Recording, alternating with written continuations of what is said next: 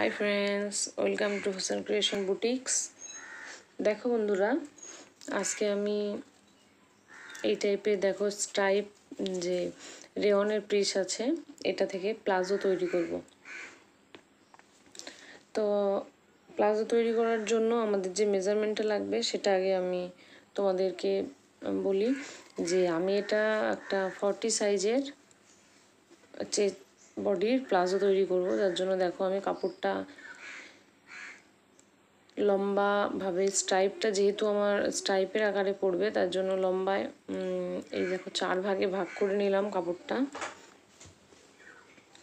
4 ভাগে মুড়ে নিয়ে তারপর আমি এটা দেখো 4টা ভাগ করে নিয়ে ভালো করে ঝেড়ে নিতে হবে যাতে কোনো ভাঁজ না থাকে। আর এমনিতেই রেওয়ানের কাপড় একটু ভাঁজ ভাঁজ হয়ে থাকে, আয়রন করে নিয়ে করলে, প্রেস করার পর করলে এটা বেশি ভালো হয়। তো যাই হোক, 4 ভাগে আমি কাপড়টা এইভাবে ফেলে নিয়েছি। নেবার পর আমি টোটাল ঠিক করে নিই মুড়ে গেছে যেগুলো, ভালো করে টেনে উপর দিক থেকে সব থেকে প্রথমে যেটা আমাকে করতে হবে লেন্থটা মেজারমেন্ট করে নিতে হবে যে আমি এটার লেন্থ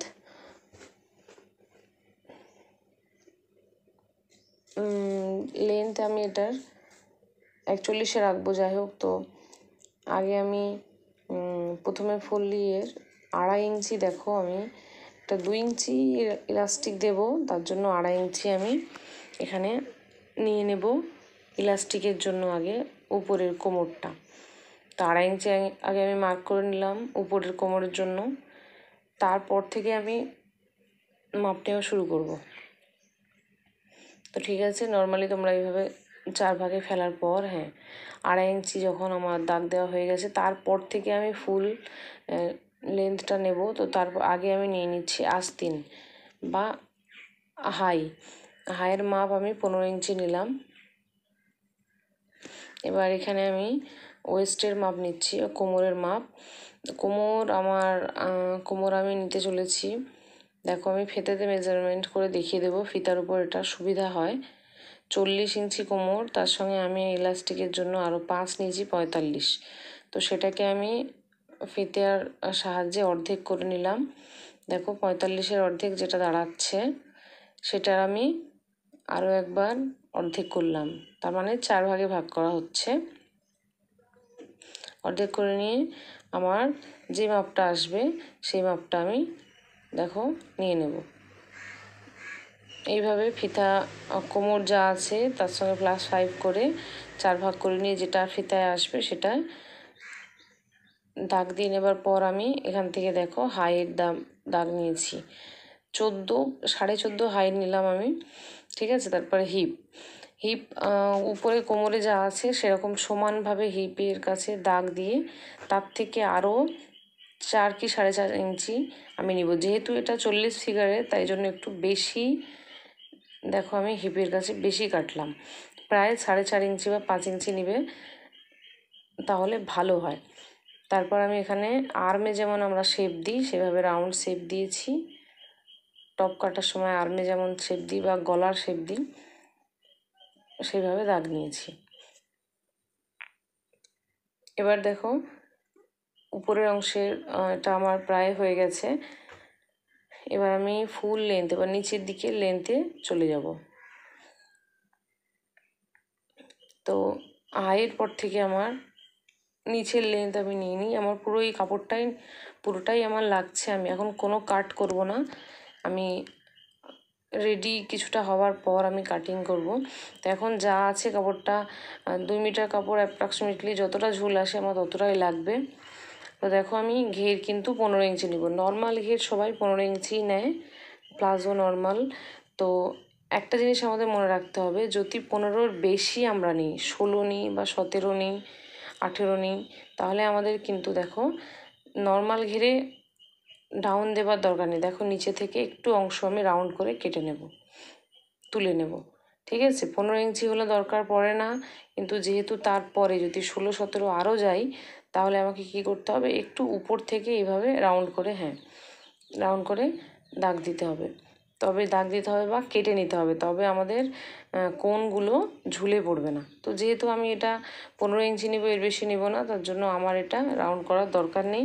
15 ইঞ্চিতে আমি অরিজিনাল মার্জিন আর তার সঙ্গে আরও 1 থেকে 1.5 ইঞ্চি আমি সেলাই মার্জিনের জন্য কাপড় রাখলাম।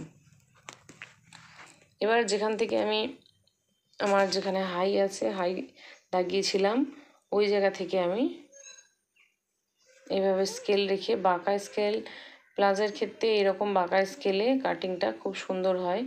এইভাবে বসিয়ে আমি একদম মোহরি অবধি কেটে নেব, দাগ দিয়ে নেব। ঠিক আছে, তারপর সেলাই মার্জিনের জন্য যে দাগটা আছে ওটা টেনে নেব। এইভাবে কিন্তু আমার প্লাজোর দাগ দেওয়া কমপ্লিট।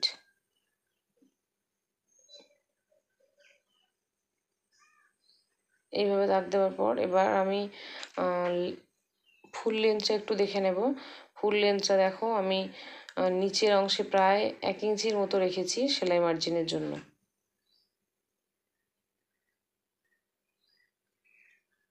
ঠিক আছে, এবার কাটিংটা করা যাক।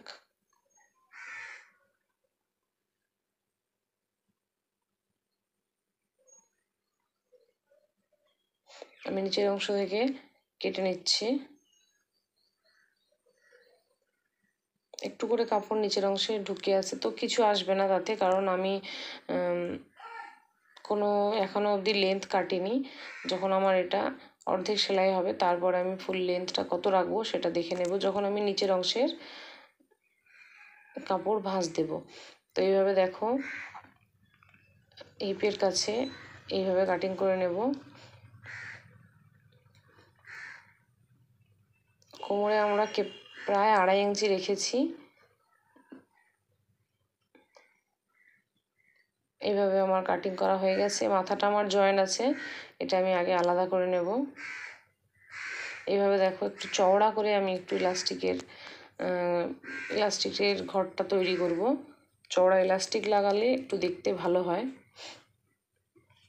জয়েন্টটা আগে আলাদা করে নিতে হবে। জয়েন্টটা আলাদা করে নিয়েছি। এবার দেখো তারপরে যেটা কাজ, এই যে সাইড যেমন আছে আমি খুলবো না, জাস্ট উল্টো দিকে করে এইভাবে দেখো হাই অবধি আমি 2 সাইডের সেলাই করে নেব। তারপর কোমরের আমি বেল্ট ফেলবো। তো আগে এই 2 সাইডে আমি সেলাই করে নিলাম। দেখো 2 সাইড সেলাই করার পর আমি কোমরে যথেষ্ট চওড়া এইভাবে দেখো 2.5 ইঞ্চি ভাবে বেল্ট আমি লাগিয়ে দিয়েছি। তো ইলাস্টিকটা আমি দেখো একটা ছোট্ট ফাঁকা রেখেছি, যেখান থেকে আমি সেফটি পিনে করে ইলাস্টিকটা ঢুকিয়ে নেব। ঢুকিয়ে নিয়ে, এটাই সব থেকে সহজ উপায় আমার মনে হয়। ঢুকিয়ে নিয়ে তারপর আরেকটা চাপ দিয়ে দেবো ইলাস্টিকের উপর থেকে, তাতে দেখো খুব সুন্দর বসে। এবার আমি একটা ইলাস্টিকের হিসাব বলি, সব থেকে সহজ হিসাব, যে ইলাস্টিকের আমাদের কোমরের মাপ যা আছে তার থেকে আমরা প্রায় এইভাবে দেখো ইলাস্টিকটা সিঙ্গেলভাবে ধরে নেব। যা মাপ আছে তার থেকে আমি দেখো 5 ইঞ্চি কম নেব। ডবল কোমর রেখেছি ডবলভাবে, তার মানে টোটালি আমি 10 ইঞ্চি প্রায় কম নিচ্ছি। তাই দেখো এটা আমার ম্যানেজ হয়ে যাবে।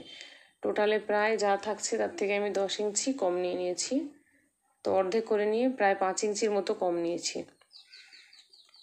এভাবে করলে আমার ইলাস্টিকের মাপ একদম ঠিক আসবে। এভাবে সিঙ্গেলে ধরে নেবেন, যেটা সহজ উপায়। তারপরে দেখো সিঙ্গেলে ধরে যা থাকবে 5 ইঞ্চি, এবার আমি এটা লাগিয়ে নিয়ে সেলাই করে নেব। তারপর আমার যেটা হচ্ছে কাজ, আমি সাইড নিচের অংশে জুড়বো। তার আগে আমি লেন্থটা নিয়ে নেব।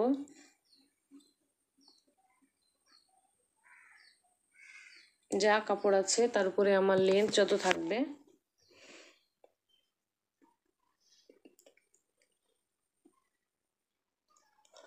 এইভাবে লেন্থটা মেপে নেওয়ার পর দেখছি, দেখো আমার নিচের 1 ইঞ্চি কাপড় আমি প্রায় আশা করেছিলাম থাকছে, হ্যাঁ 40 ইঞ্চ দেখো আমার আসবে। এইভাবে আমি ডবল করে ঢুকিয়ে নিচের অংশটা সেলাই করে নেব। ঠিক আছে, এইভাবে সেলাই করে নেবার পর